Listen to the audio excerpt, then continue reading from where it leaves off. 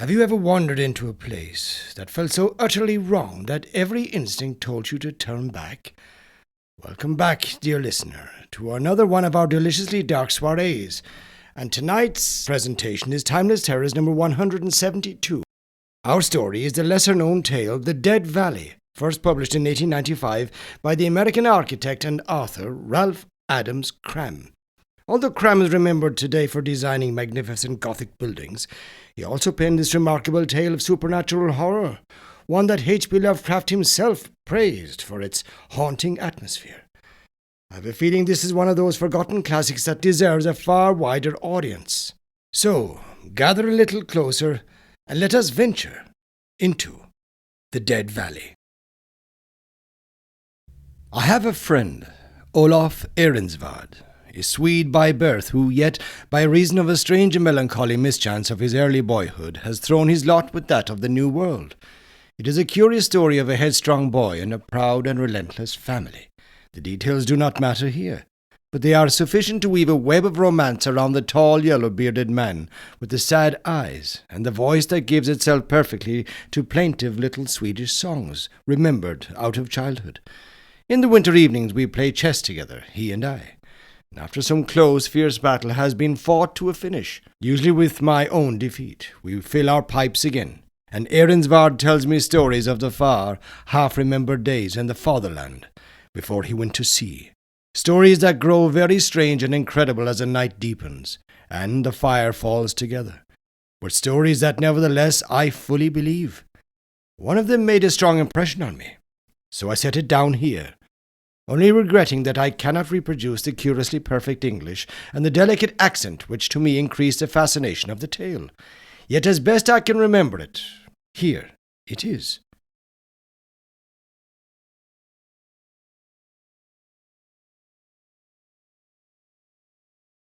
I never told you how Niels and I went over the hills to Holsberg, and how we found the Dead Valley, did I? Well, this is the way it happened. I must have been about 12 years old, and Niels Sjöberg, whose father's estate joined ours, was a few months younger. We were inseparable just at that time, and whatever we did together. Once a week it was market day in Ängelholm, and Niels and I went always there to see the strange sights that the market gathered from all the surrounding country.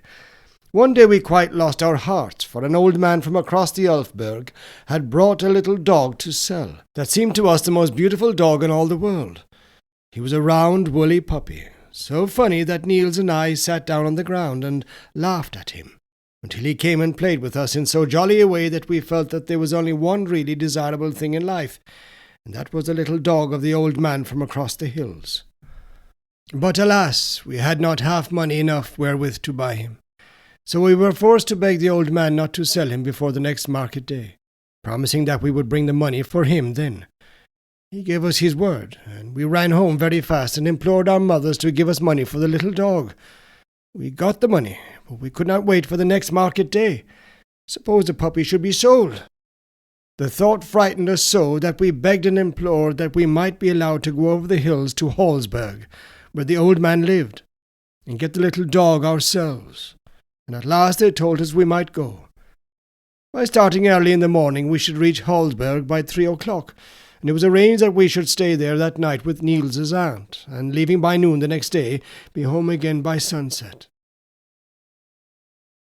Soon after sunrise we were on our way, after having received minute instructions as to just what we should do in all possible and impossible circumstances, and finally a repeated injunction that we should start for home at the same hour the next day, so that we might get safely back before nightfall. For us it was a magnificent sport, and we started off with our rifles, full of the sense of our very great importance.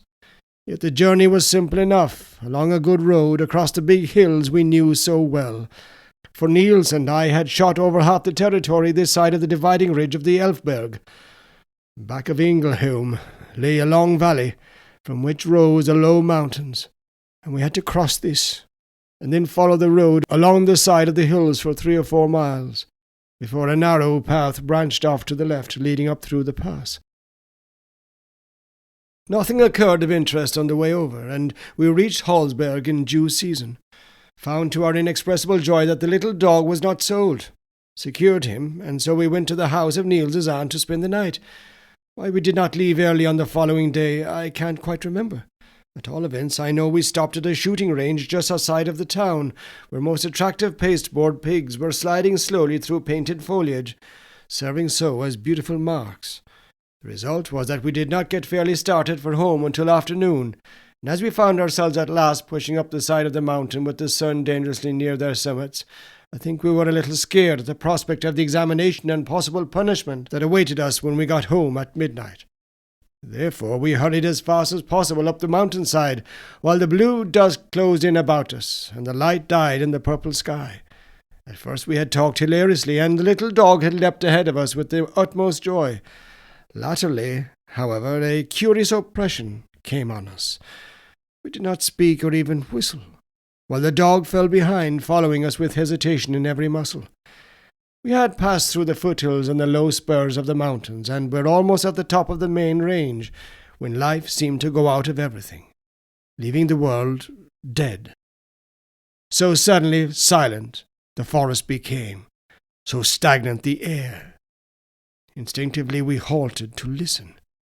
Perfect silence, the crushing silence of deep forests at night, and more for always, even in the most impenetrable fastness of the wooded mountains, is the multitudinous murmur of little lives, awakened by the darkness, exaggerated and intensified by the stillness of the air and the great dark.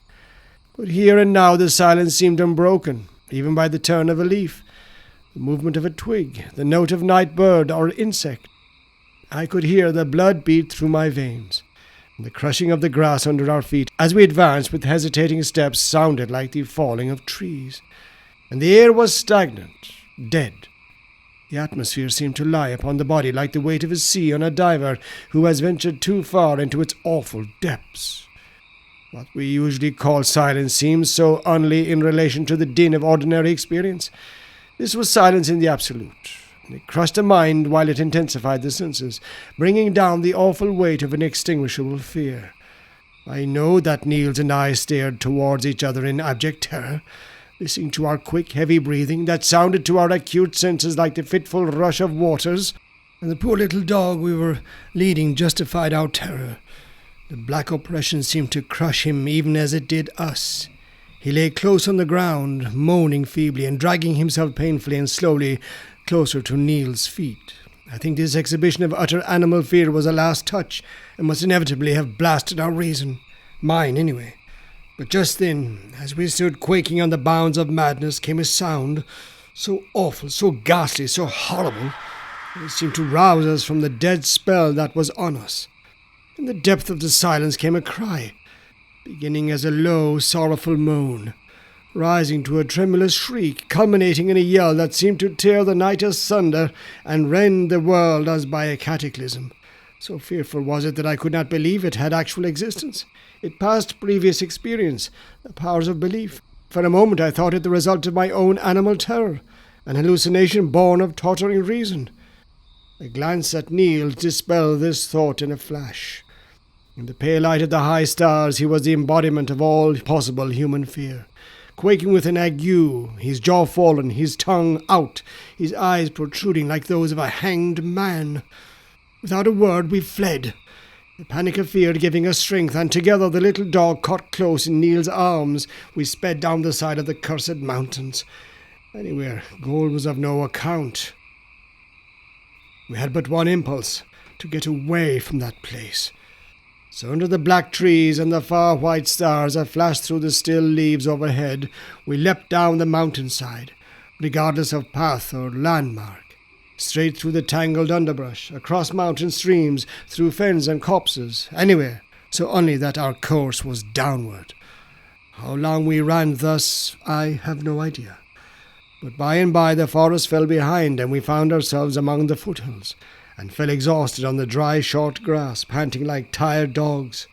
It was lighter here in the open, and presently we looked around to see where we were, and how we were to strike out in order to find the path that would lead us home. We looked in vain for a similar sign. Behind us rose a great wall of black forest on the flank of the mountain.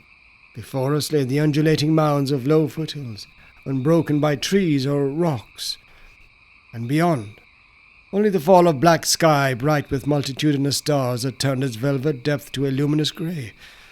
As I remember, we did not speak to each other once. The terror was too heavy on us for that. But by and by we rose simultaneously and started out across the hills.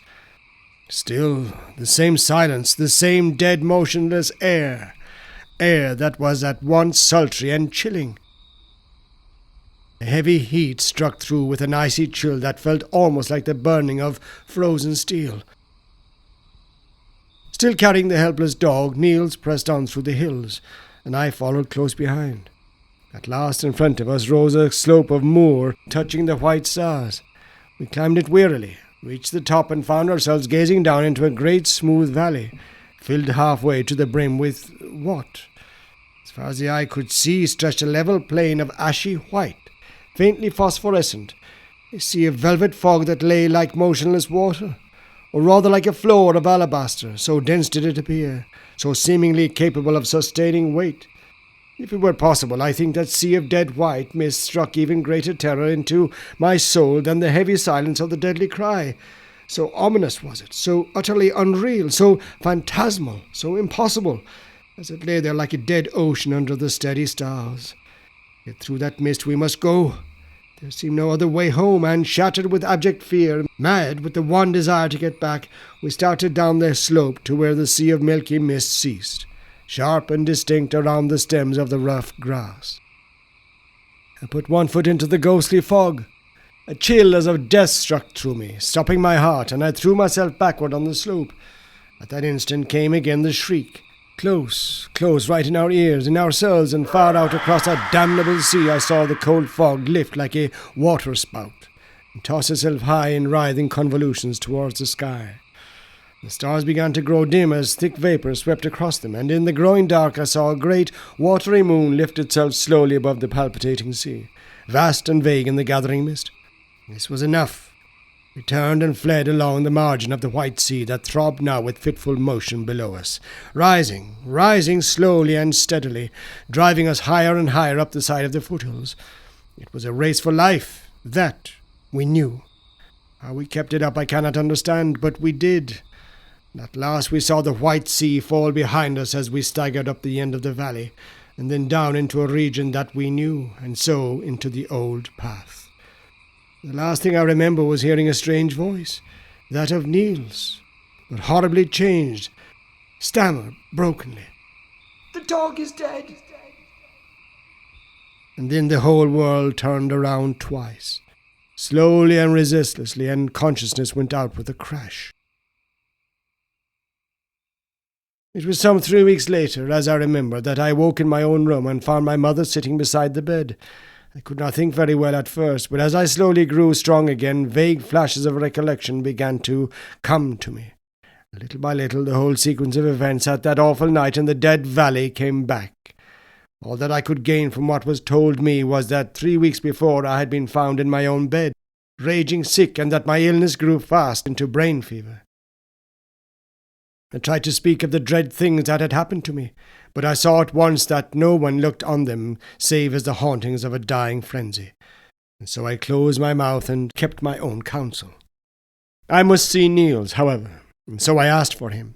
My mother told me that he also had been ill with a strange fever, but that he was now quite well again. Presently they brought him in, and when we were alone I began to speak to him of the night on the mountain. I shall never forget the shock that struck me down on my pillow when the boy denied everything, denied having gone with me, never having heard the cry, having seen the valley, or feeling the deadly chill of the ghostly fog. Nothing would shake his determined ignorance, and in spite of myself I was forced to admit that his denials came from no policy of concealment, but from blank oblivion. My weakened brain was in a turmoil. Was it all but the flaming phantasm of delirium? Or had the horror of the real thing blotted Niels' mind into blankness so far as the events of the night in the Dead Valley were concerned? The latter explanation seemed the only one, else how explain the sudden illness which in a night had struck us both down? I said nothing more, either to Niels or to my own people, but waited, with a growing determination that once well again I would find that valley if it really existed. It was some weeks before I was really well enough to go, but finally, late in September, I chose a bright, warm, still day, the last smile of the dying summer, and started early in the morning along the path that led to Hallsberg. I was sure I knew where the trail struck off to the right, down which we had come from the valley of dead water, for a great tree grew by the Hallsberg path at the point where, with a sense of salvation, we had found the home road. Presently I saw it to the right, a little distance ahead. I think the bright sunlight and the clear air had worked as a tonic to me, for by the time I came to the foot of the great pine I had quite lost faith in the verity of the vision that haunted me, believing at last that it was indeed but the nightmare of madness. Nevertheless, I turned sharply to the right at the base of the tree, into a narrow path that led through a dense thicket. As I did so, I tripped over something. A swarm of flies sung into the air around me, and looking down I saw the matted fleece, with the poor little bones thrusting through, of the dog we had bought in Hallsberg. Then my courage went out with a puff, and I knew that it was all true, and that now I was frightened. Pride and the desire for adventure urged me on, however, and I pressed into the close thicket that barred my way. The path was hardly visible, merely the worn road of some small beast, for though it showed in the crisp grass, the bushes above grew thick and hardly penetratable. The land rose slowly, and rising grew clearer, until at last I came out on a great slope of hill, unbroken by trees or shrubs, very like my memory of that rise of land we had topped in order that we might find the dead valley and the icy fog. I looked at the sun. It was bright and clear, and all around insects were humming in the autumn air, and birds were darting to and fro. Surely there was no danger, not until nightfall at least, so I began to whistle, and with a rush mounted the last crest of Brown Hill. There lay the dead valley, a great oval basin, almost as smooth and regular as though made by man. On all sides the grass crept over the brink of the encircling hills, dusty green on the crests, then fading into ashy brown, as to a deadly white, this last colour forming a thin ring running in a long line around the slope. And then nothing. Bare, brown, hard earth, glittering with grains of alkali, but otherwise dead and barren. Not a tuft of grass, not a stick of brushwood, not even a stone, but only the vast expanse of beaten clay. In the midst of the basin, perhaps a mile and a half away, the level expanse was broken by a great dead tree, rising leafless and gaunt into the air. Without a moment's hesitation, I started down into the valley and made for this goal. Every particle of fear seemed to have left me, and even the valley itself did not look so very terrifying. At all events, I was driven by an overwhelming curiosity, and there seemed to be but one thing in the world to do: to get to that tree. As I trudged along over the hard earth, I noticed that the multitudinous voices of birds and insects had died away. No bee or butterfly hovered through the air. No insects leapt or crept over the dull earth. The very air itself was stagnant. As I drew near the skeleton tree, I noticed the glint of sunlight on a kind of white mound around its roots, and I wondered curiously. It was not until I had come close that I saw its nature. All around the roots and barkless trunk was heaped a wilderness of little bones, tiny skulls of rodents and of birds, thousands of them, rising above the dead tree and streaming off for several yards in all directions, until the dreadful pile ended in isolated skulls and scattered skeletons. Here and there a larger bone appeared, the thigh of a sheep, the hoofs of a horse, and to one side, grinning slowly, a human skull. I stood quite still, staring with all my eyes, when suddenly the dense silence was broken by a faint, forlorn cry high over my head. I looked up and saw a great falcon turning and sailing downward just over the tree. In a moment more she fell motionless on the bleaching bones. Horror struck me, and I rushed for home, my brain whirling, a strange numbness growing in me. I ran steadily on and on. At last I glanced up. Where was the rise of hill? I looked around wildly. Close before me was a dead tree with its pile of bones. It circled it round, and the valley wall was still a mile and a half away. I stood dazed and frozen. The sun was sinking, red and dull, towards a line of hills. In the east the dark was growing fast. Was there still time? Time? It was not that I wanted, it was will. My feet seemed clogged as in a nightmare. I could hardly drag them over the barren earth. And then I felt the slow chill creeping through me. I looked down. Out of the earth a thin mist was rising, collecting in little pools that grew ever larger until they joined here and there, their currents swirling slowly like thin blue smoke. The western hills halved the copper sun. When it was dark I should hear that shriek again, and then I should die. I knew that, and with every remaining atom of will I staggered towards the red west through the writhing mist that crept clammily around my ankles, retarding my steps. And as though I fought my way off from the tree, the horror grew, until at last I thought I was going to die.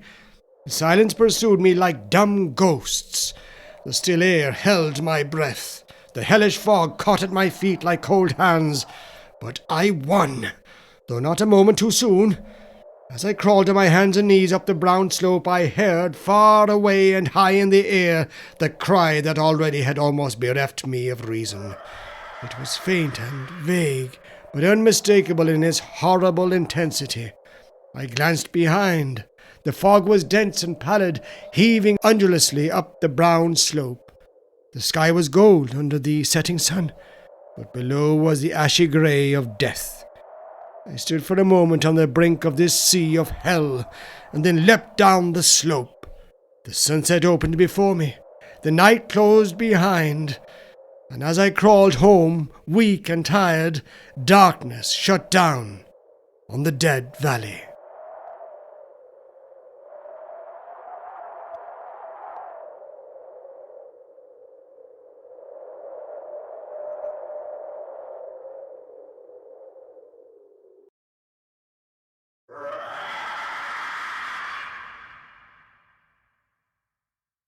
That concludes Timeless Terrors number 172, and Ralph Adams Cram's The Dead Valley. It's easy to understand why H.P. Lovecraft admired this story so much. It is quite a mysterious piece, and the author leaves much to the imagination.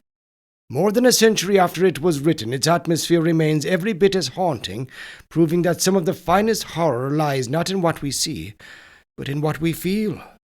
I hope you've enjoyed spending this evening at our undisclosed location, and I look forward to welcoming you back for another classic tale of horror, mystery, and the macabre.